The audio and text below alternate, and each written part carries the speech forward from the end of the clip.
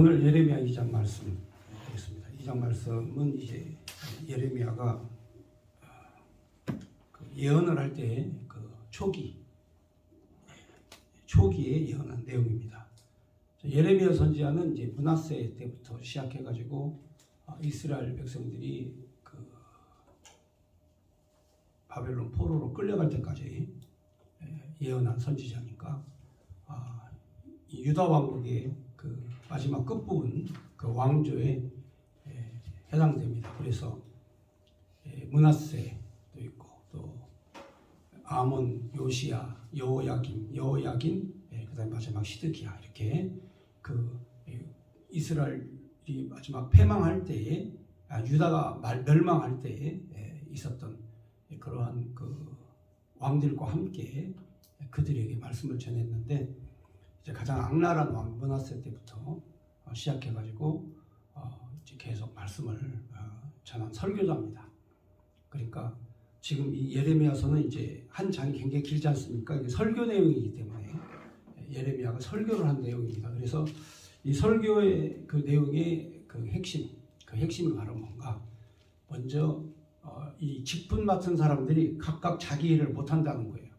그러니까 이 제사장은 하나님 여호와를 드러내고, 그 다음에 이 율법사는 이 바리새인들이나 그 당시 이제 바리새인이 그 당시는 없었는데 율법학자라고 하죠. 이 율법사들은 성경을 해석해서 하나님 말씀을 잘 해석해야 되고, 그 다음에 정치인들은 정치인들로서 역할을 다 감당해야 되고, 선지자는 선지자 역할을 해야 되는데, 이 예레미야가 봤을 때 왕은 왕대로, 제사장은 제사장대로, 그리고 이 율법사는 율법사대로, 그리고 정치가는 정치가대로 각각 자기 일을 하는 사람이 아무도 없는 거예요.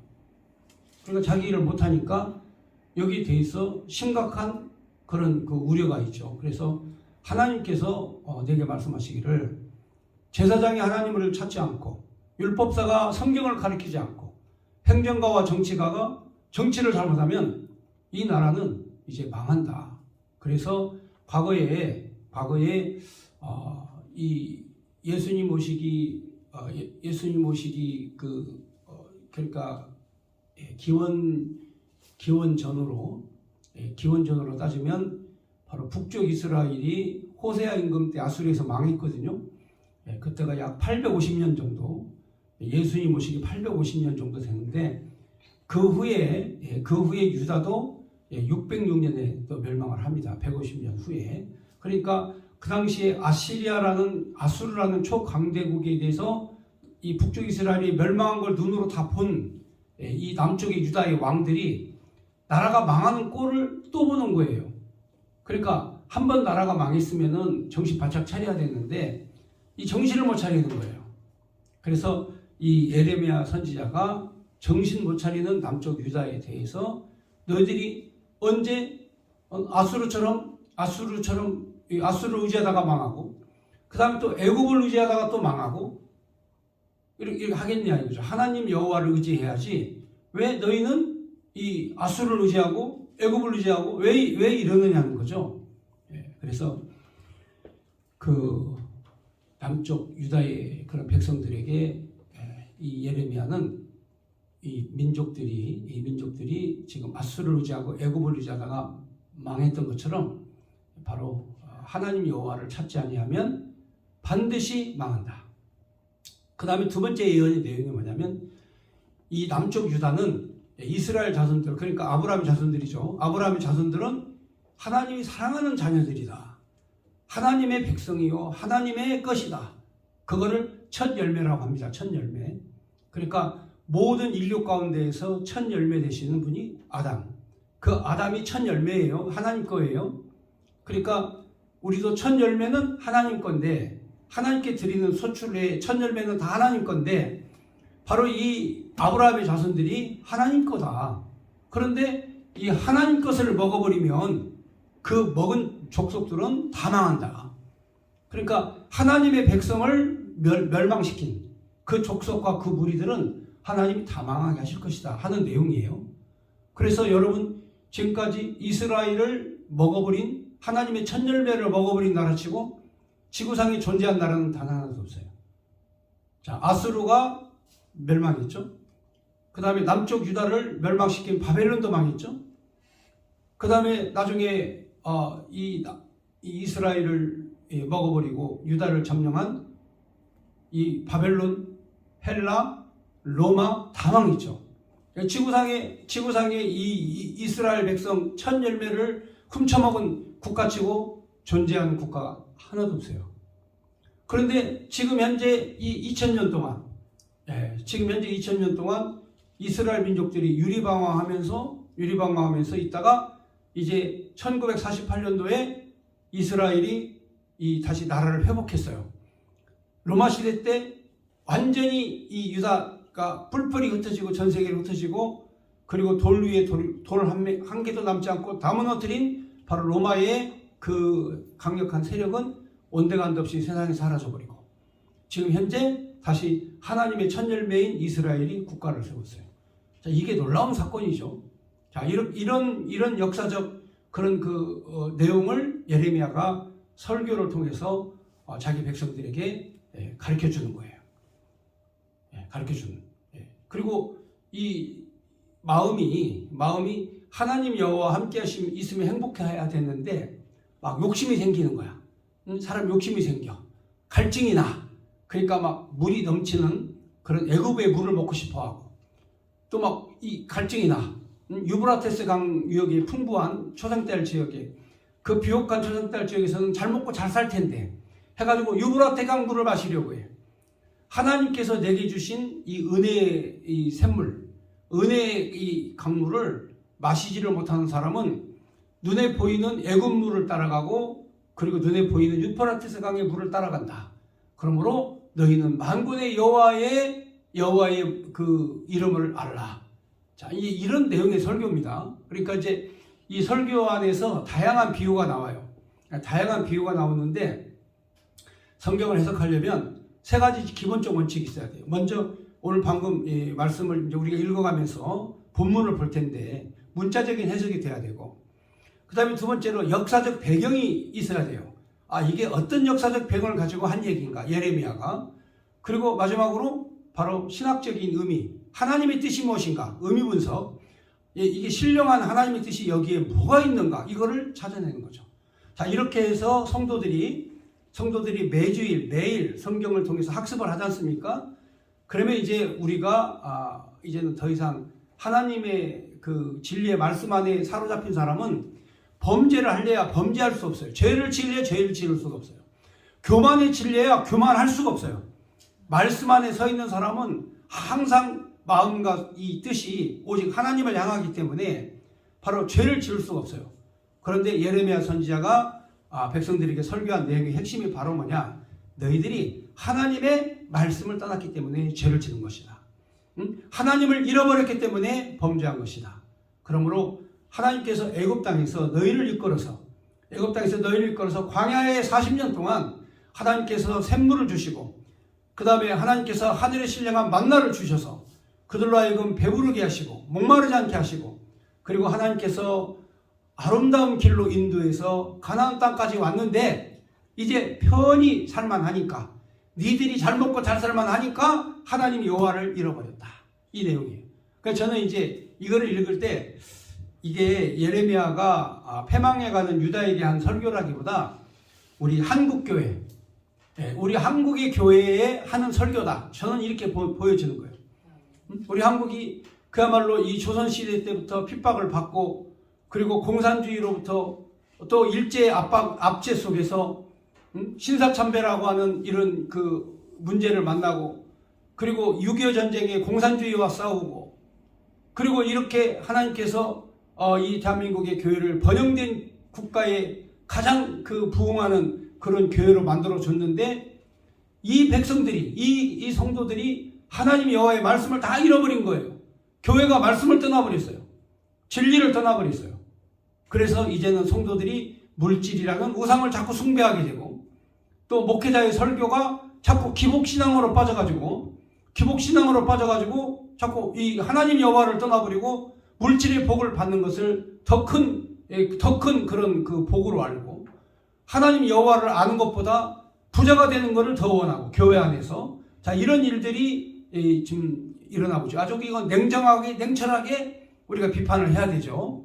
자 그래서 오늘 예레미야 선지자가 바로 이 그 패망에 가는 하나님을 떠난 바로 유다 백성들을 향해서 하시는 하나님의 말씀 자 읽어가면서 또 해석을 하도록 하겠습니다. 1절입니다. 여호와의 말씀이 내게 임하니라 이르시되 가서 예루살렘에 귀에 외칠지니라 여호와께서 이와 같이 말씀하시기를 내가 너를 위하여 청년 때의 인애와 내 신혼 때의 사랑을 기억하노니 곧 씨 뿌리지 못하는 땅 그 광야에서 나를 따랐음이라. 하나님께서 내가 너희를 기억한다. 씨를 뿌리지도 못하는 광야의 땅을 너희가 순종함으로 따라왔다. 너희가 따라왔다. 나는 너희들의 그러한 순결과 그런 순종과 그런 그 복종에 대해서 나는 잊지 않겠다. 그러면서 3절에 이스라엘은 여호와를 위한 선물 곧 소산 중에 첫 열매니 그를 삼키는 자면 모두 벌을 받아 재앙이 그들에게 닥치리라. 여호와의 말씀이니라. 그러니까 이스라엘 너희는 하나님이 거룩하게 선택하고 택한 선물이다. 첫 열매다. 그러므로 너희를 범하는 자는 어느 누구든지 이 땅에서 이 지구상에서 결코 온전치 못할 것이다 하면서 선택된 이스라엘 민족에 대해서 하나님이 함께 하신다는 것을 보여주는 거죠. 이건 예나 지금이나 마찬가지죠. 하나님의 선택된 백성을 공격하고 치고 그를 삼키면 하나님이 결코 그들을 가만두지 않는다. 이게 어제나 오늘이나 같은 역사적 사건입니다. 그래서 지금 현재 2000년 동안의 하나님의 백성 첫 열매들 크리스찬들 기독교인들이 복음을 계속 2000년 동안 유지해 왔어요. 자, 이 2000년 동안에 수많은 사탄들이 바로 교회를 해치고 복음을 해치고 하나님 여호와를 해치고 그리스도 예수를 대적하고 그런 일들이 수도 없이 있었지만 그때마다 교회가 항상 승리해서 오늘날까지 오늘 여러분들에게까지 이 복음이 증거된 거다 그 말이죠. 그래서 하나님의 약속은 영원 무궁하시다. 4절 보면 야곱의 집과 이스라엘 집 모든 족속들아 여호와의 말씀을 들으라. 나 여호와가 이같이 말하노라. 너희 조상들이 내게 무슨 불의함을 보았기에 나를 멀리하고 가서 헛된 것을 따라 헛되이 행하였느냐. 그러니까 하나님께서는 너는 내 것이다 해가지고 하나님이 지키고 보호해 주었고 지금까지 너희는 나의 첫 열매다. 너희를 범한 자 너희를 삼킨 자는 내가 다 멸하였다. 그럼에도 불구하고 내가 도대체 간에 너희에게 무슨 잘못을 했길래 내가 도대체 무슨 잘못을 했길래 나는 여호와다. 여러분 여호와 하나님은 진노의 하나님이시죠. 십계명에 보면은 지키지 아니하면 하나님 어떻게 하라고 그랬어요? 돌로 쳐 죽이라고 그랬죠. 하나님은 이 율법의 하나님은 진노의 하나님이세요. 왜? 바로 노예 정신으로 하나님을 알지 못하는 자들에게 하나님을 제대로 알려주려면 징치하시는 하나님, 징계하시는 하나님의 엄한 모습을 보여줘야 돼요. 엄한 모습을. 그런데 저도 자녀를 길러봤습니다만 이 자녀들에게 엄하게 하면 엄하게 하는 거에 대해서 이 자녀들이 깜짝 놀라죠. 엄하게 할 때는 깜짝 놀랍니다. 그런데 엄한 것보다 사랑으로 또 가르치는 것은 더 교육이 더 잘 돼요. 그래서 하나님께서는 사랑과 때로는 엄한 것으로 자손들을 가르쳤어요. 그러니까 여기 내용에 보니까 바로 하나님께서 이스라엘 민족들이 또 애굽에서 나올 때 노예들처럼 하나님을 떠나는 거야. 여러분 애굽에 430년간 살았는데 어떻게 하나님을 알 수가 있어요? 430년간 노예 생활을 했는데 머릿속에 노예 생활밖에 안 들어있지 하나님을 모르잖아요. 그래서 하나님께서 그들을 가리키기 위해서 광야로 데리고 가서 아주 엄하게 가르쳤거든요. 40년 동안 아주 엄하게 징치하시고 매로 때리고 심지어는 막 땅을 갈라가지고 불 속에서 다 집어넣어버리고 때로는 막 그냥 연병이 이 괴질이 와가지고 전염병이 와가지고 백성들을 싹 쓸어버리고 그래도 말 안 들으면 하나님께서 이방 민족을 불러다가 싹 다 처단해버리고 자 이렇게 징치하시고 징계하시는 하나님의 모습을 보여주거든요.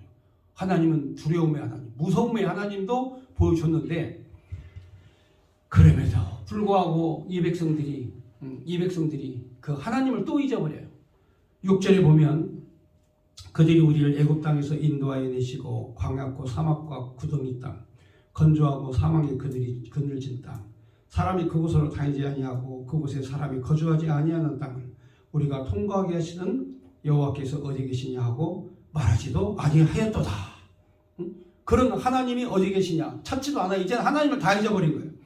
7절에 보면 내가 너희를 기름진 땅에 인도하여 그곳의 열매와 그 아름다운 것을 먹게 하였거늘 너희가 이리로 들어와서는 내 땅을 더럽히고 내 기업을 역겨운 것으로 만들었으며 제사장들은 여호와가 어디 계시냐 말하지 아니하였으며 율법을 다루는 자들은 나를 알지 못하며 관리들도 나를 반역하며 선지자들은 바알의 이름으로 예언하고 무익한 것들을 따랐느니라.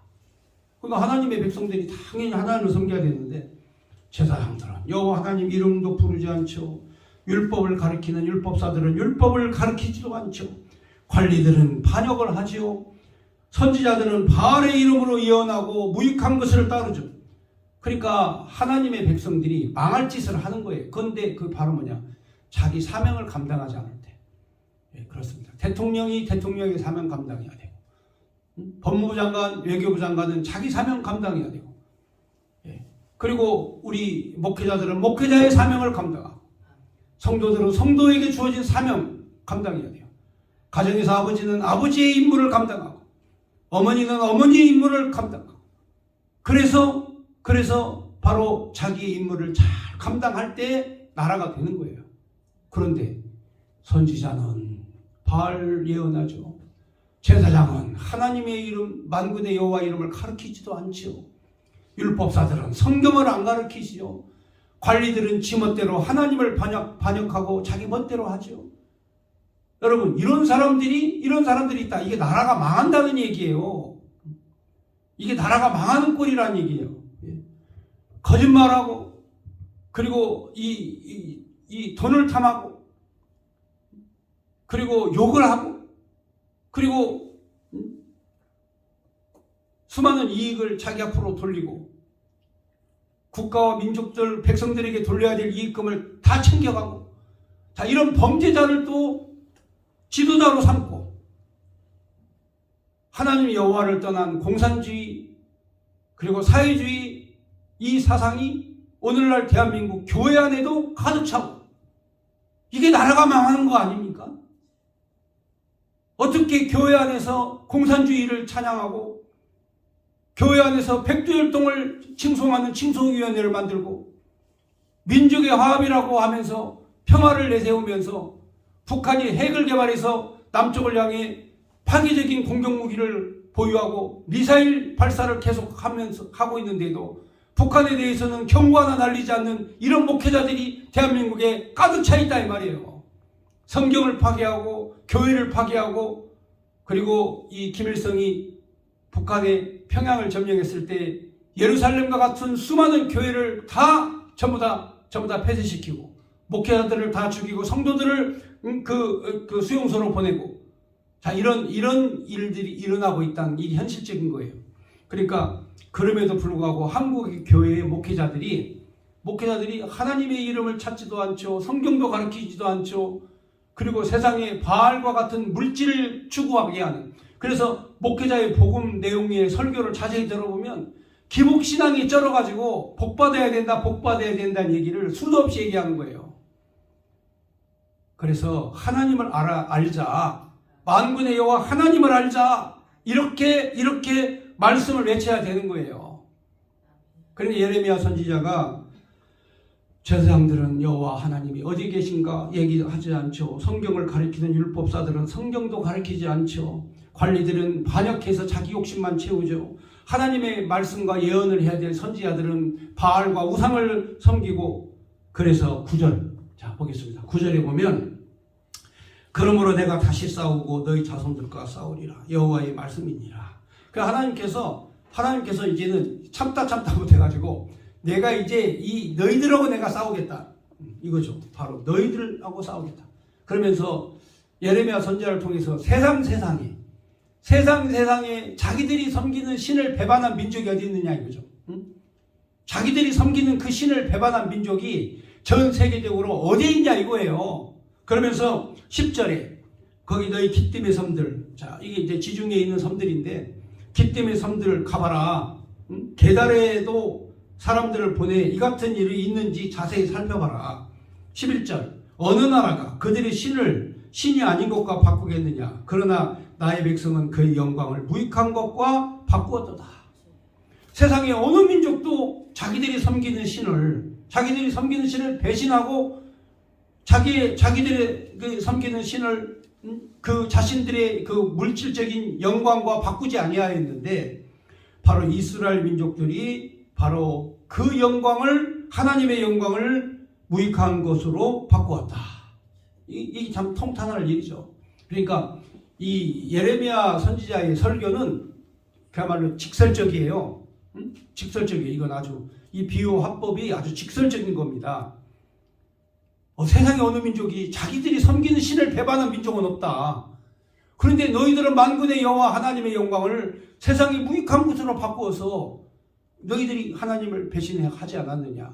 므낫세 때부터 시작해가지고 시드기야 망할 때까지 그 모든 왕들이 요시야 왕을 제외하고는 나머지는 전부 다 이 멸망받을 자손들이 짓을 한 거죠. 자, 그 다음 12절 너 하늘아 이 일로 말미암아 놀랄지어다 심히 떨지어다 두려워할지어다 여호와의 말씀이니라. 내 백성이 두 가지 악을 행하였나니 곧 그들의 생수의 근원되는 나를 버린 것과 하나님 여호와를 버리고 또 스스로 웅덩이를 팠는데 이 웅덩이는 그 물을 가두지 못할 터진 웅덩이다. 그러니까 웅덩이를 왜 파냐면 이제 양치는 목축업을 하는 이스라엘 자손들에게 웅덩이는 생명수예요. 생명수. 재산이에요. 재산. 그러니까 우물은 재산이죠. 그러니까 웅덩이 우물인데 막 물이 넘쳐나는 웅덩이를 만들어. 그러면 이제 수많은 양들이 와가지고 막 물을 마시고 푸른 초장에서 풀을 뜯고 해가지고 살찌워가지고 부자가 되는 거예요. 그러니까 웅덩이가 있으면 부자예요. 이스라엘에서는. 그런데 이들이 두 가지 죄를 범했는데 하나는 하나님을 잊어버린 생수의 근원 되신 하나님을 떠나버리고 스스로 웅덩이를 팠다는 얘기예요. 자기 스스로. 그러니까 하나님을 의지하면 될 일을 가지고 생수의 근원 되신 하나님을 의지하면 다 끝나는 일인데 하나님은 버려버리고 자기들 스스로 웅덩이를 팠다. 이게 하나님 앞에 범죄하는 거예요. 그러니까 죄 짓는 건 다른 게 아니에요. 죄 짓는 거는 내가 하려고 하니까 죄를 짓는 거예요. 하나님이 하시는 일은 하나님이 하시는 거예요. 자, 그 다음 14절에 보면 이스라엘이 반역한 것을 경고하는데 이스라엘이 종이냐 시종이냐 어찌하여 포로가 되었느냐. 어린 사자들이 그들을 향하여 부르짖으며 소리질러 그 땅을 황폐하게 하였으며 그 성읍들을 불타 주민이 없게 되었으며 놉과 다바네스의 자손도 내 정수리를 상하였으니 하나님 여호와가 너를 길로 인도할 때 내가 그를 떠남으로 이를 자초했다 이거죠. 노비라는 것과 다바네스 자손들 이게 이제 아주 연약한 자손이 큰 자손들이 아닙니다. 이 민족은 아주 연약하고 조그마한 자손들인데 그들이 그냥 너희 정수리를 쳤다. 그 이유가 바로 뭐냐 이거죠. 17절 내 하나님 여호와가 너를 길로 인도할 때에 내가 그를 떠남으로 이를 자초했다. 하나님을 떠났기 때문에 힘없는 민족들에게도 당하는 거다 그 말이죠. 그러니까 내가 어려운 일 당하고 어려운 일 생기면 내가 무슨 죄를 졌나 이것부터 생각해야 돼. 내가 뭘 잘못했나. 나에게 어려운 일이 생기지 않습니까? 그러면 하나님 나를 뭘 잘못했나. 이때 가장 빠른 해결 방법은 뭐냐. 아버지 잘못했습니다 하고 회개하는 거죠. 탕자가 아버지 앞에 돌아와서 회개할 때처럼 탕자가 자기 마음대로 하다가 이제 당할 때까지 당해보고 돼지가 먹는 것까지 먹어보고 이제 깨달아서 다시 어디로 돌아가면 돼요? 아버지에게로 가면 되는 거예요. 그러니까 오늘 우리의 문제를 해결하기에 가장 좋은 방법, 아버지에게로 돌아가면 문제가 해결된다. 아버지에게 돌아가면 다 해결된다.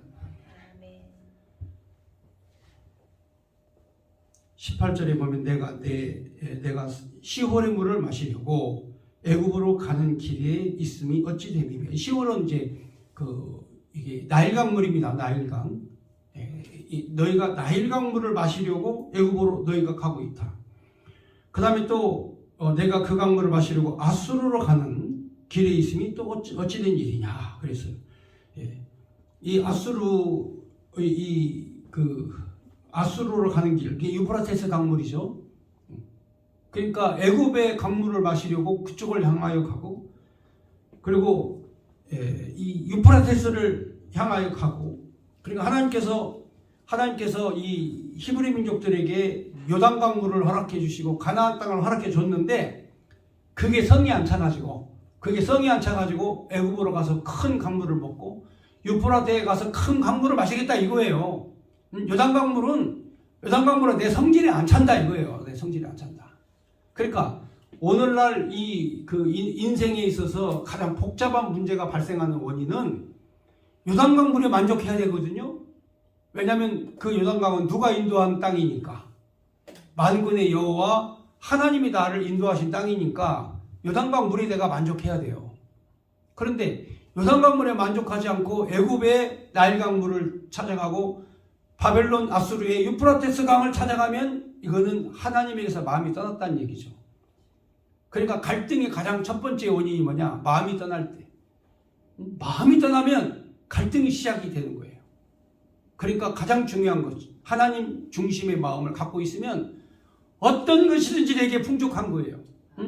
유브라데스 강이 아니더라도, 나일강물이 아니라도 요단강물로도 내게 만족하는, 흡족한. 그러니까 마음의 중심이 움직이면 그때부터 갈등이 오게 되고 마음이 복잡해지는 거예요. 우리가 삶을 얼마나 삽니까? 우리가 삶을 얼마나 살아요? 만군의 여호와 하나님께서 내게 주신 이 축복 안에서 하나님 앞에 감사하고 찬양할 수 있는 그런 시야가 열려야지. 유프라테스를 자꾸 쫓아가고 나일강물로 가고, 그러니까 하나님께서 너희들이 나를 배신했다 하시면서 예레미야를 통해 통렬하게 바로 책망하시는 거예요. 그러니까 오늘 우리가 이걸 읽으면서, 이 말씀을 읽으면서, 이거는 우리 민족과 우리 한국 교회가 애굽의 물을 바라보고 유프라테스 강 물을 바라보고 가고 있구나. 내게 주신 이 은혜가 얼마나 감사한지 이걸 모르고 있다. 그래서 19절에 보면은 내 악이 너를 징계하겠고 내 반역이 너를 책망할 것이라. 그런즉 내 하나님 여호와를 버림과 내 속에 나를 경외함이 없는 것이 악이요 바로 고통인 줄을 알라. 주 만군의 여호와의 말씀이니라. 하나님을 버리고 요단강물 버리고 유프라테스 강 따라가고 애굽 나일강물 따라가면 만군의 여호와 하나님을 버리고, 그리고 그의 마음속에 하나님 경외함을 잃어버렸다 이거죠. 이런 통렬한 이 말씀을 들을 때 그 마음의 생각을 빨리 바꿔야 돼요. 체인지 마인드. 내 마음속에 생각을 빨리 바꿔. 그런 사람은요, 그때부터 행복해져. 그때부터 그 즉시 행복해져. 곧바로 행복해져요. 시간 오래 안 걸려. 딱 체인지 마인드 딱 하는 순간 그때부터 행복해지는 거야. 뭐 행복이 멀리 있는 게 아니라니까. 꼭 뭐가 달성이 되고 무슨 목표가 완성이 되고 그래야만 내가 행복해질 것 같다? 그건 전부 다 사탄이 주는 생각이에요. 사탄이 주는 생각이 바로 뭡니까? 너 선악과 따먹으면 너 눈이 밝아져서 하늘처럼 된다. 이게 사탄의 생각이야. 그러니까 예레미야의 통렬한 설교를 들으면서도 반성하지 않고 뉘우치지 않고 깨달지 않으면 한국 교회는 이걸로 끝나는 거예요. 한국 교회는 끝난 거예요. 어떻게 한국 교회가 공산주의를 받아들입니까? 어떻게 공산주의자를 받아들여요?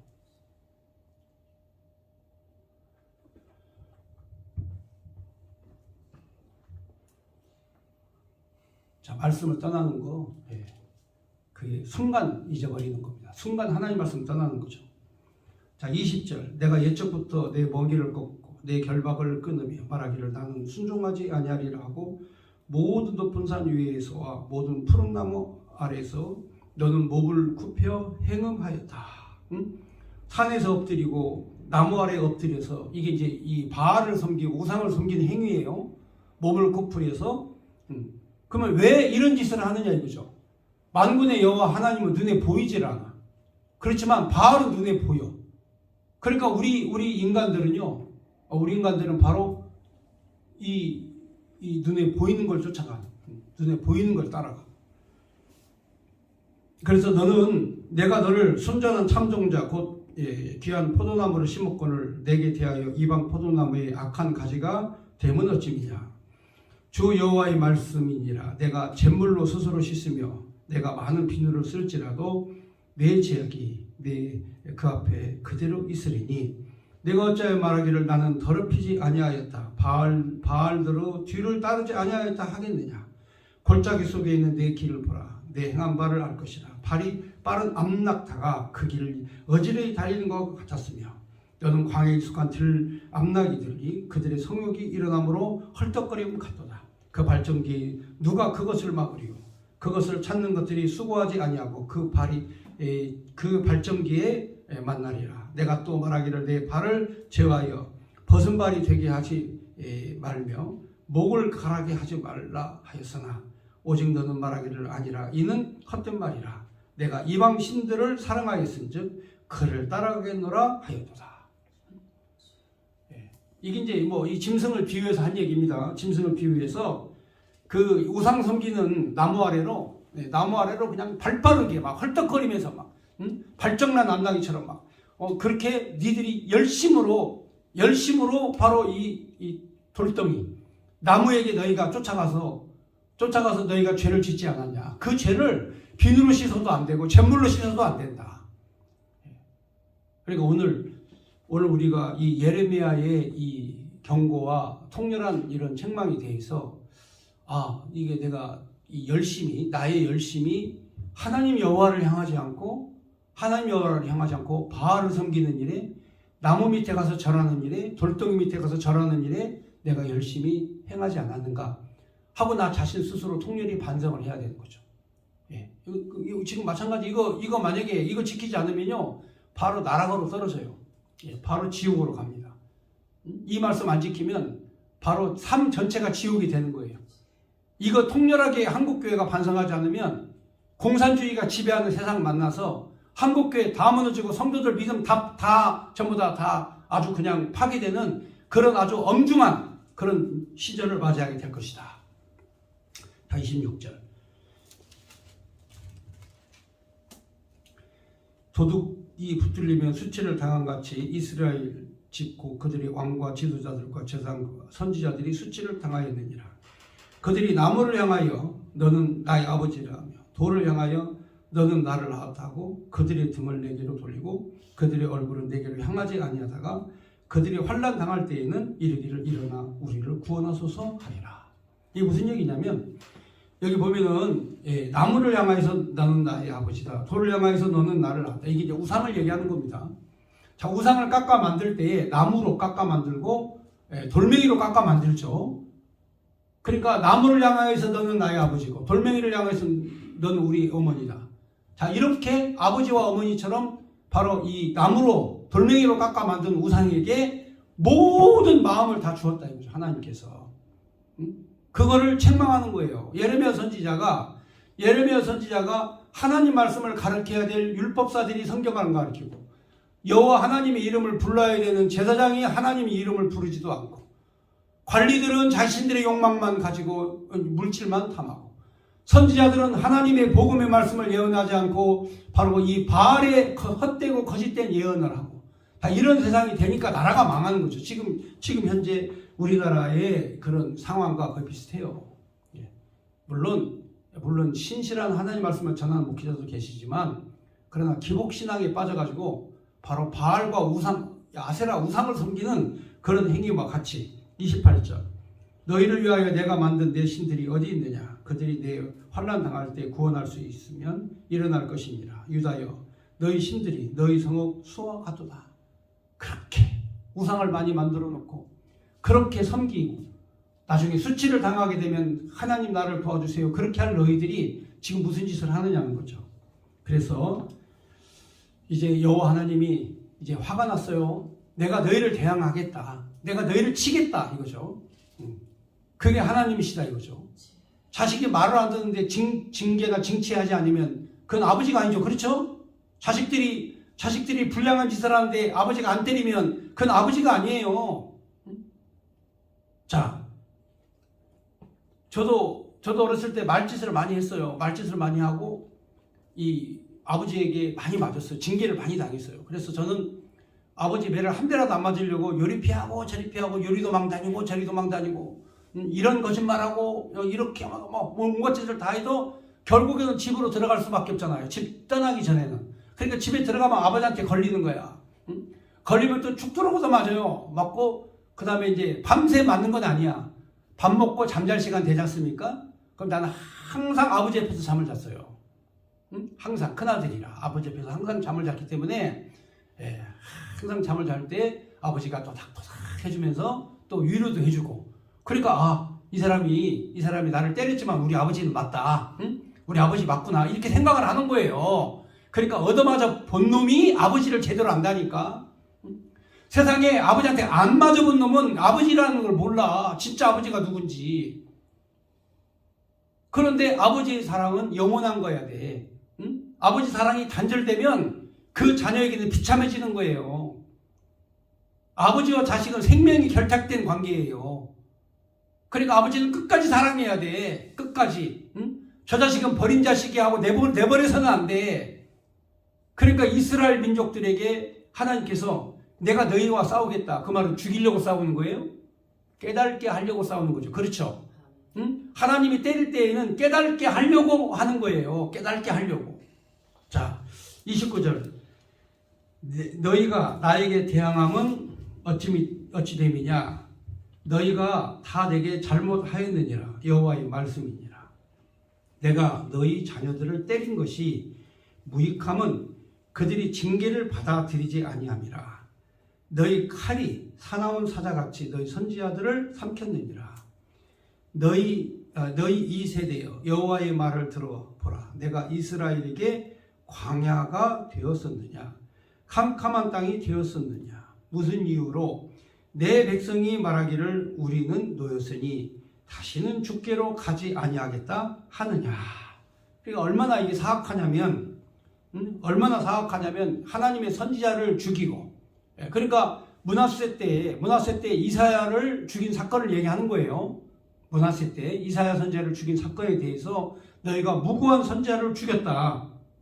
너희 칼로 하나님의 선지자들을 죽이고, 그리고 너희들은 바로 이 하나님의 징계를 받아들이지 않고 우리는 이제부터 하나님에게서 떠났다 선포하고 32절에 처녀가 어찌 그 폐물을 잊겠느냐 신부가 어찌 그 예복을 잊겠느냐 오직 내 백성은 나를 잊었나니 그 날수는 셀 수 없거늘 내가 어찌 사랑을 얻으려고 내 행위를 아름답게 꾸미느냐 그러므로 내 행위를 악한 여자들에게까지 가르쳤으며 또 내 옷단에는 죄 없는 가난한 자를 죽인 피가 묻었나니 그들이 담 구멍을 뚫었기 때문이 아니라 오직 이 모든 일 때문이니라. 그러나 너는 말하기를 나는 무죄하니 그의 진노가 참으로 내게서 떠났다 하거니와 보라 내 말이 나는 죄를 범하지 아니하였다 하였으므로 내가 너를 심판하리라.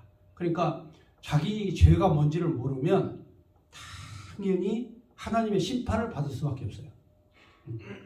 그러니까 가장 중요한 거예요. 가끔 가다가 이 소크라테스도 하나님을 믿었는지 너 자신을 알라. 이 소크라테스가 이 예레미야서를 읽었는지 아무튼 너 자신을 알라. 이게 철학적 사고지만 이 철학적 사고는 하나님이 없이 인간과 인간의 생각의 그런 소통이거든요. 그게 철학이에요. 하나님 없이 인간과 인간의 생각의 소통, 이게 철학이거든요. 그래서 소크라테스는 하나님 없이 너 자신을 알라고 얘기한 거예요. 신이 없이. 그런데 우리는 신이라는 거울이 있잖아. 내 얼굴을 보려면 잘 모르잖아요. 그렇지 않습니까? 내 얼굴을 못 보지. 그러나 환한 거울이 있으면 이게 나구나 이렇게 볼 수 있잖아요. 우리는 만군의 여호와 하나님이라고 하는 존재가 있기 때문에 바로 하나님을 통해서 나를 아는 거니까 상대방과 인간과의 소통이 쉬워지는 거예요. 근데 철학적으로만 하면 저놈의 속에 뭐가 들어있는지 저 마음속에 뭐가 있는지 무슨 생각을 하는지 모르잖아요. 그렇지 않습니까? 사람들이 말이죠. 이 정신질환이라는 게 집단 정신질환도 있어요. 한 사람만 정신질환자가 아니고 집단 정신질환자는 정신질환자 속에서 사는 거야 그냥. 그게 집단 정신 이상이에요. 집단 정신 이상의 특징이 뭐냐면 내가 듣고 싶은 것만 들어. 응? 내가 듣고 싶은 것만. 무슨 말인지 아시겠죠? 그러니까 이게 귀에 들리는 게 내가 듣고 싶은 것만 사람이 듣는 거야. 이게 정신 이상이에요. 정신 이상은요, 두 가지 이상을 안 들어요. 쌍방도 안 들어. 오직 하나만 들어. 그래서 정신 이상자는 한 길로만 가는 거야, 계속. 그러니까 주변 사람이 힘든 거야. 정신 이상자가 한 명만 있지 않습니까? 그러면 가족들 전체가 다 힘들어. 그러면 정신 이상이 뭐가 문제냐? 상대방을 배려해 주지 않고, 상대방을 생각하지 않고, 자기 생각대로, 자기 길로, 자기가 계획한 대로 그대로만 가는 거야. 응? 그러니까 주변 사람들과 이게 융화가 안 돼. 그러니까 정신질환자가 한 명 집안에 있으면 집안 전체가 위험해지는 거예요. 그럼 오늘날 정치인들이 이게 이상해. 이거 완전히 이게 집단, 이게 정신 이상이야. 자기가 듣고 싶은 것만 들린다든가? 아니, 제가 아무리 들어봐도, 나는 아무리 들어봐도 그게 난리문이야, 난리문. 근데 이게 집단 이상한 사람들은 바이든으로 들린대요. 나 진짜 이상해. 응? 그리고 이게 데이터 변조를 해요. 응? 음성 데이터 변조. 이게 무슨 말씀인지 아시죠? 네, 데이터 변조. 이렇게 사람이 자막을 보고 음성을 들으면 뇌가 데이터 변조가 돼가지고 아무리 들어도 처음에 자막을 보고 처음에 들었던 소리로만 들리는 거야, 인간이. 이게 참 희한한 거죠. 이래가지고 나라를 망하게 하려고, 미국과의 관계에서 한미동맹을 파괴시키고 대한민국을 망하게 하는 쪽으로 사람들이 주장을 하는 거야. 여러분, 대한민국 사람이면 애국자들 돼야 되지 않아요? 그렇지 않습니까? 대한민국 기자면 국위를 선양하고 가서 대한민국의 인격과 국격을 높이고 대한민국에 이익이 되게 하는 보도를 해야지 그게 제대로 된 그게 대한민국 기자 아닙니까? 그런데 어떻게 해서든지 대한민국을 망하게 하고 어떻게 해서든지 대한민국을 파괴시키고 어떻게 해서든지 한미동맹을 파괴시키고 이러려고 기자들이 따라다녀서 눈이 벌겋게 떠가지고 이상한 걸 녹음해가지고 이상한 걸 보도하면 이게 대한민국 사람 맞아요? 그렇잖아요? 그러니까 그런 짓을 한다니까요. 여기서 하나님 여호와를 떠나버리면 바로 그런 인간들이 나오는 거예요. 하나님 여호와라는 거울이 없어지면 인간은 자기 마음대로 생각을 해요. 그게 공산주의야. 응? 하나님을 파괴시키는 게 공산주의. 그게 유물사관. 유신사관이 아니라 유물사관. 하나님을 파괴하고 신이 없다고 말하는 이런 자들이 바로 공산주의자들이다. 예. 자, 마지막 절 읽겠습니다. 거기 보면은 35절부터 보면은 그러나 너는 말하기를 나는 무지하니 그의 진노가 참으로 내게서 떠났다 하거니와 보라 내 말이 나를 죄를 범하지 아니하였다 하였으므로 내가 너를 심판하리라. 내가 어찌하여 내 길을 바꾸어 부지런히 돌아다니느냐. 내가 아수르로 말미암아 수치를 당함 같이 또한 애굽으로 말미암아 수치를 당할 것이니라. 하나님께 마음을 향하지 않고 아수르로 마음을 향하고 유프라테스를 찾아가고 나일강물을 찾아가고 애굽을 찾아가고. 자, 37절 내가 두 손으로 내 머리를 싸고 거기서도 나가리니 이는 내가 의지하는 자들을 여호와가 버렸으므로 내가 그들로 말미암아 형통하지 못할 것임이니라. 하나님을 떠나면 결국은 다 망한다. 그래서 이 예레미야 선지자는 이스라엘 하나님의 백성은 나의 첫 열매다. 나의 첫 열매다. 여러분들은 하나님 앞에 온전히 드림받는 거룩한 봉헌되어진 거룩한 예물이 되신 그리스도, 잠자는 자의 첫 열매가 되셔서 십자가에서 죽으신 예수 그리스도와 더불어 연합하여 한 몸을 이룬 거룩한 몸들이다. 그러니까 이제부터는 생각을 인간적 생각하지 말고 하나님 방법에서, 하나님 관점에서 성경적으로 생각하면 만사가 다 형통한다. 감사합니다.